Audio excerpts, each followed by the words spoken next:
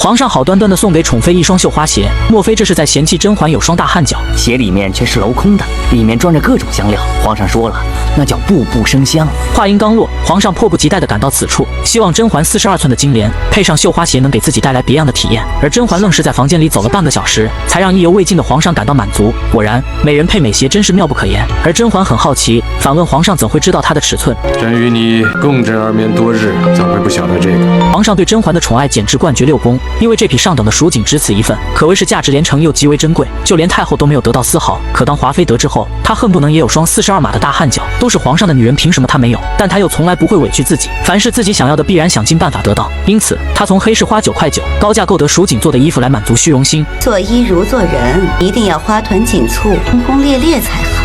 而曹贵人也在旁边拍着马屁，他说甄嬛即使穿上蜀锦绣花鞋，也难以掩饰她那卑贱的穷酸样，再怎么打扮也抵不过华妃天生丽质。曹贵人这通马屁弄得他还不好意思。然而蜀锦上缝制的花朵非常古怪，无论华妃还是曹贵人都没有见过，可偏偏不长眼的宫女道出了实情。小主，这是牵牛花呢，这花西开朝落，将来只开一夜，不见天日便凋谢了。住口！不吉利的话不许说。小宫女的话顿时让华妃火冒三丈，她好不容易贷款花高价购得，甚至为了折扣还给商家点了5星好评，可没想到依然被那无良的卖家欺骗。这到底是人性扭曲，还是道德的沦丧？她立马就想去消费者协会告发，幸亏曹贵人及时拦住她，并表示这些花朵大家又不认识，不如赏给其他嫔妃，还能当个好人。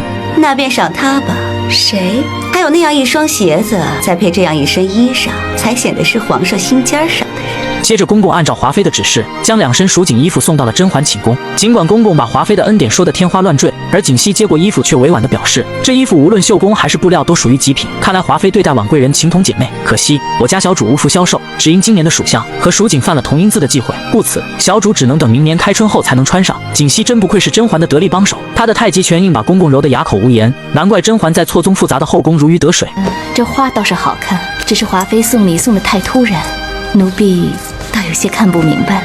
何止是你，凡事突如其来，必有古怪。甄嬛周围个个是出谋划策的高手，然而华妃的人却都是阿谀奉承之辈。但华妃不会因为失败就变得沉默消极，反之，越具有挑战性才越符合她的胃口。于是她将甄嬛的奢靡之风马上告诉一向节俭的太后。皇上赐了婉贵人一双织金镂花的蜀锦鞋子，连鞋底子都是翠玉做的。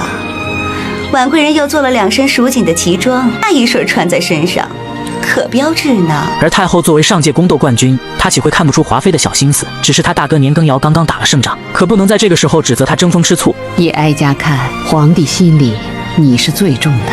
你用的欢宜香是皇帝亲自选了香料，叫人配好送你的。你看看整个宫里，皇帝对谁用过这番心思？经过太后这么一番安慰，华妃也从刚才的苦瓜脸变成了向日葵。接着，太后又将头上的发钗赏给华妃，她说这是婆婆在世的时候赏给自己作为传承门风的凭据，如今哀家借花献佛再送给你，也算是后继有人，传承有序了。显然太后的意思是说，将来你很有可能成为6宫之首。哀家疼你，就像疼皇帝是一样的，快去换件颜色衣裳，好好给皇帝瞧瞧去。